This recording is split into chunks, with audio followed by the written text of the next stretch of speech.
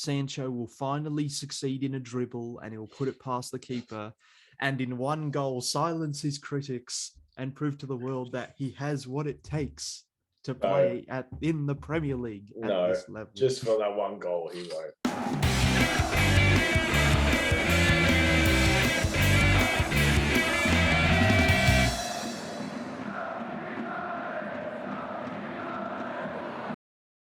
Welcome, everybody, to the preview of one of what could have potentially been one of the biggest fixtures of the season in an alternative history.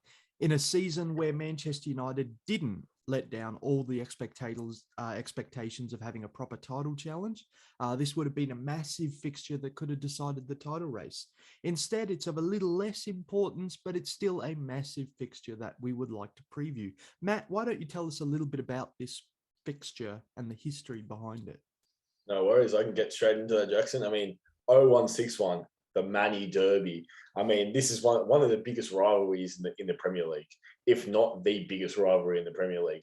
Our all-time series, they've played 186 games. Man United's come out on top with 77. There's been 53 draws, and Man City's won 56 games.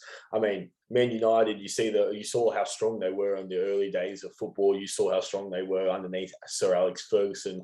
Man City have only really been getting into that form of winning consistent games in the latter parts of the season of the EPL's history. So in the last few years, but with this Manny Derby, we've seen that the away team has won more times than any other fixture in Premier League history, which I think is a crazy stat. What about you, Jackson? That's a pretty big stat. The away team winning more times than other fixtures. I mean, it shows how they come to the Etihad now, the City of Manchester Stadium, and just turn up. They have a passion to turn up because this is the level that they're trying to reach. This is the pinnacle of football right now. That's it. And the City, and even vice versa, when Man City goes to Old Trafford as well, they show up to play, and they're not there just to mess about and get one goal and park the bus. They're there to win.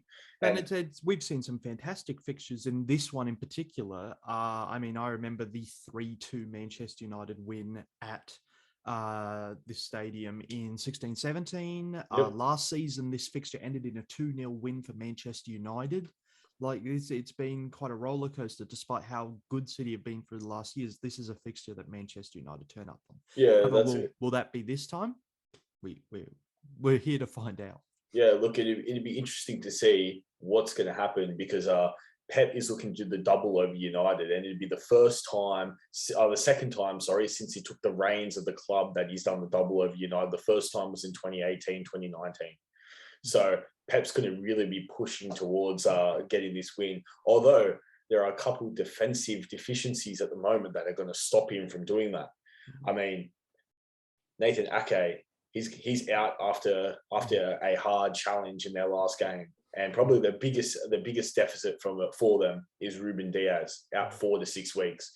Jackson, do you have any opinion on Ruben Diaz or how he's going to affect the team being left out? It is a massive loss. It is a massive loss, and I know that this gives an opportunity for players like Laporte, who didn't have the opportunity earlier to really step in and were sort of pushed out of the front by Diaz. But I still think that Manchester City, even with that defensive issue, I think they'll still have a good run against this Manchester United team, a team that has failed to put goals away, failed to be clinical. So I think that it could be worse for them, but it is a massive loss for Manchester City.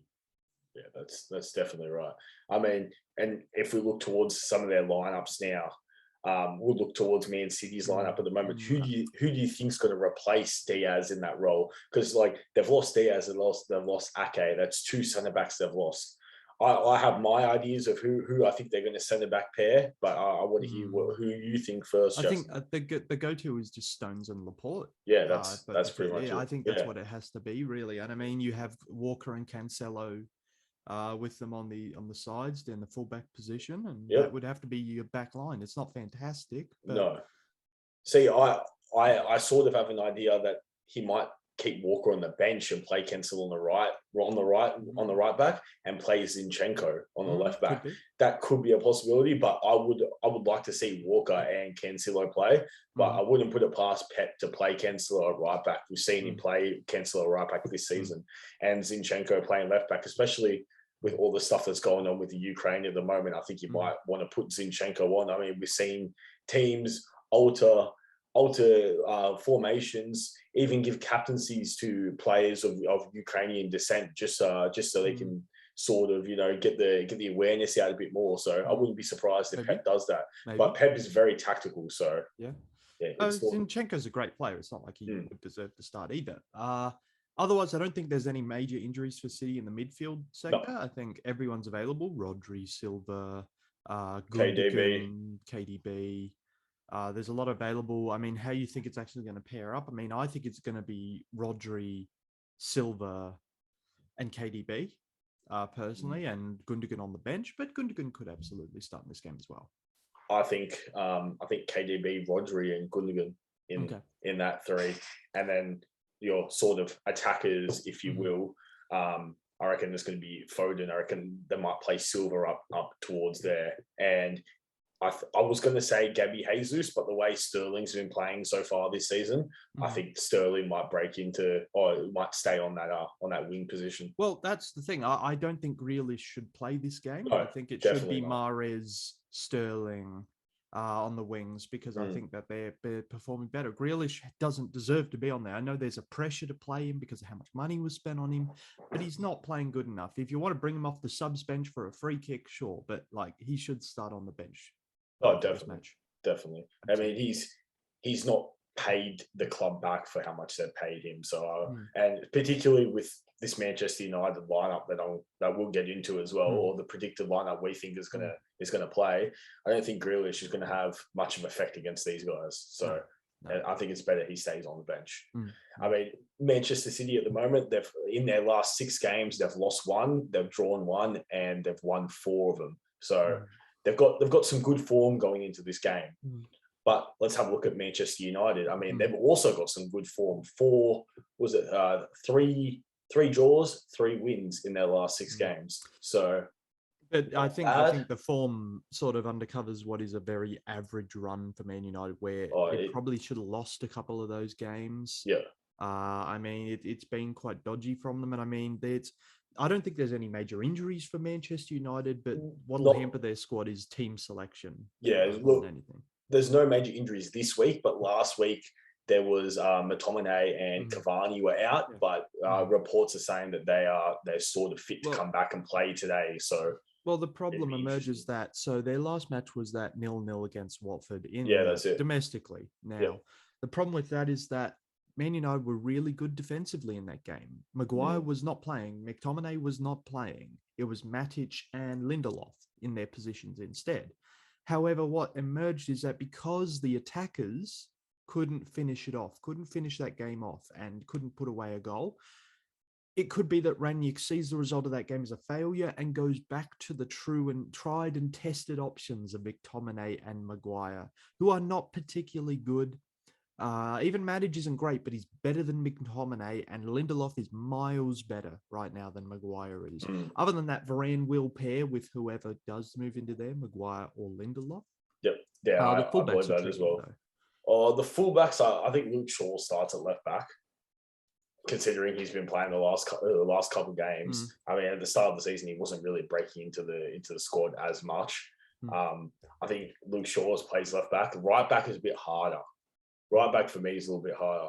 I mean, they can play Aaron Wan-Bissaka. They've got other options there. It's just who they're going to play. None of their fullbacks are playing particularly well right that's now. The thing. So, it could be Luke or it could be Tellers. It could be Wan-Bissaka or it could be Delo. It's just all of their fullbacks are quite average. Right. You can't really distinguish one from the other in that position. There's not a clear cut starter. Nobody screams out as a starter. Yeah, basically. That's it. So the options are available. Otherwise, their midfield's a bit tricky because I know they're trying to bring Pogba back in around there, but I don't know.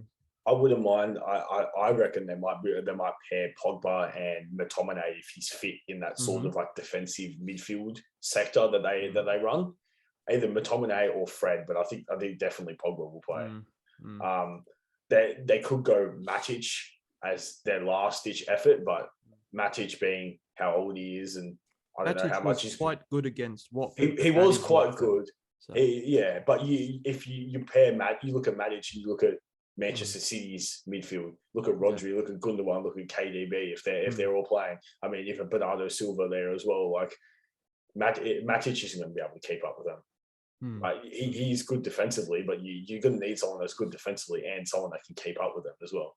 And they're just going to blow past him. No, fair enough. Okay. I mean, their attacking midfield is a little bit harder for me. I mean, Bruno's definitely in there.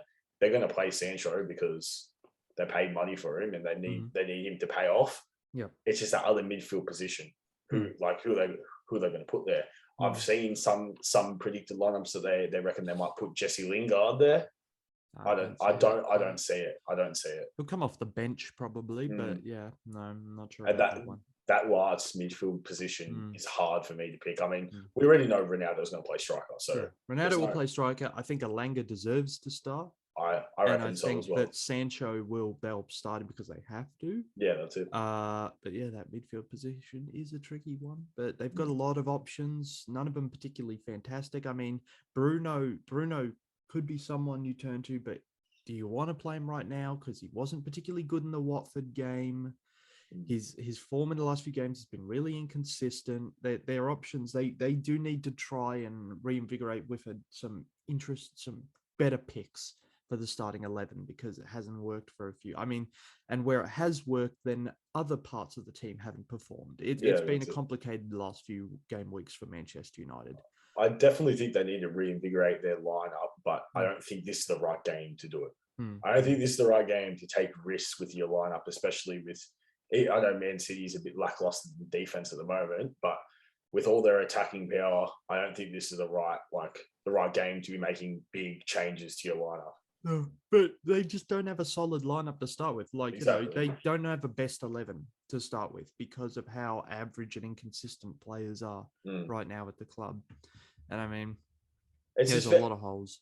It's very interesting how they've changed their formation as well. Because when Rangnick first come in, they were playing that gag press for the first 6 games, and now they've changed to like a 4-2-3-1, and they've really like spread out that midfield a little bit more rather than that straight gag press. So what just doesn't work? They've just got to try. I mean, that's the problem. Until Rangnick, if Rangnick doesn't get a proper transfer window, they didn't get one in January.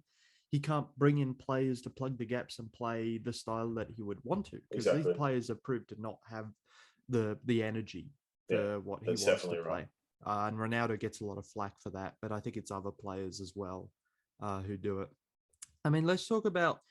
I mean, if Manchester City win this fixture, it's a big step in just putting a few more points between them and title Liverpool. Contention. Yeah, exactly. And I mean, there's always other concerns. Like if Manchester United win this game, it's incredibly important for their top 4 race. I mean, if out of the two teams, both have a lot to lose if they can't get the 3 points on the board here. I mean, Manchester United have, I think, Man City, Liverpool, Arsenal. So, they've got a hard lineup fixtures. But if they don't win at least one of them, they're going to get overtaken by Arsenal, who are going to take top 4. Oh, definitely. Because they can't afford to lose all those games. If they lost all those games and Arsenal win their games in hand, it's basically finished. Arsenal will take top 4. I mean, but if they did do that, so it gets very interesting at the top, because that would mean Liverpool, assuming they win all their games in hand, would be tied points with Manchester City at the top of the table. So this fixture while, as I said at the beginning, it's not going to be, the title clash that it could have been at the start between the two Manchester teams, but it will have a massive impact on the title race for definitely. Liverpool. It'd have a big impact on the title race and have a big impact on top 4 contention as well, because there's about 4 teams trying to battle out for that 4th spot.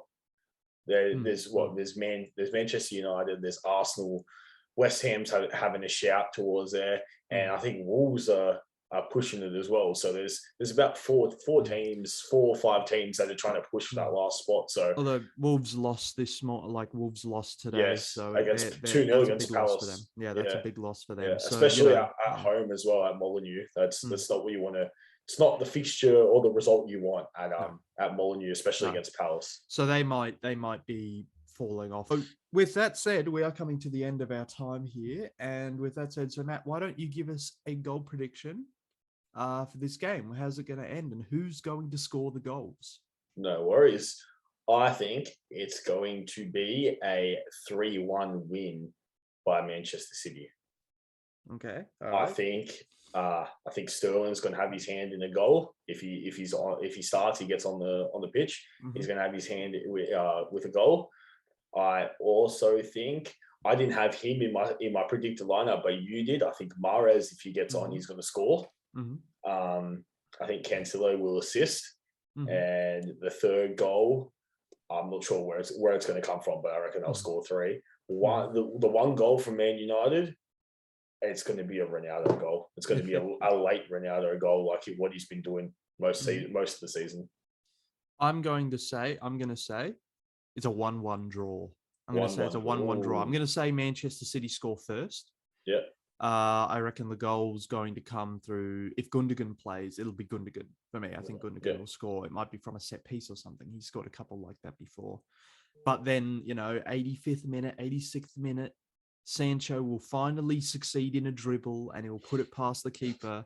And in one goal, silence his critics and prove to the world that he has what it takes to play in the Premier League at this level. Just for that one goal, he won't. No way. No way. And with that, Liverpool, if they can do their own part, will be left 1 point behind Manchester City. So with that said, I hope you agree. And let us know if we're wrong. Let us know if we're right. I have to assume we're right. We can't both be right, but one of us will have this. That's it. With that said, thank you for watching, and enjoy the Manchester derby as it comes up. 0-1-6-1, Manny on the map. 0-1-6-1, Manny on the map.